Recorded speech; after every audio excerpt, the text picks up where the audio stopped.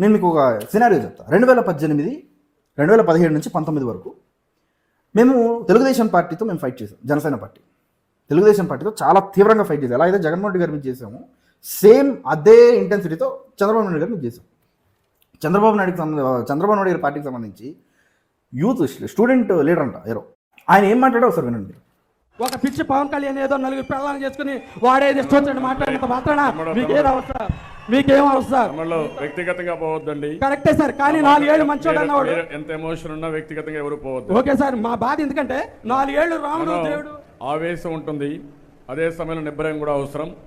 ఒక రాజకీయ పార్టీగా హోందాగా మనం ముందుకు పోవాలి, మనం చేసే పనులు చెప్పాలి తప్ప ఎవరి మీద కూడా వ్యక్తిగతంగా వెళ్ళొద్దండి. ఏమన్నాడు చంద్రబాబు నాయుడు గారు?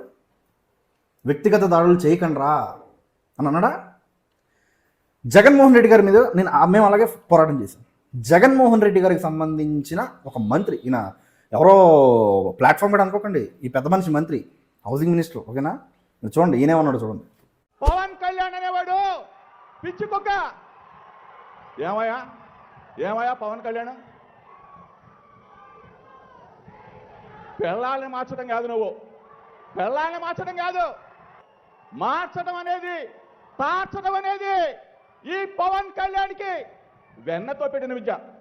ఈ మధ్య పవన్ కళ్యాణ్ కూడా చెప్తా ఉన్నా, పవన్ కళ్యాణ్ నువ్వు ఒక కంపెనీ పెట్టుకోవచ్చు.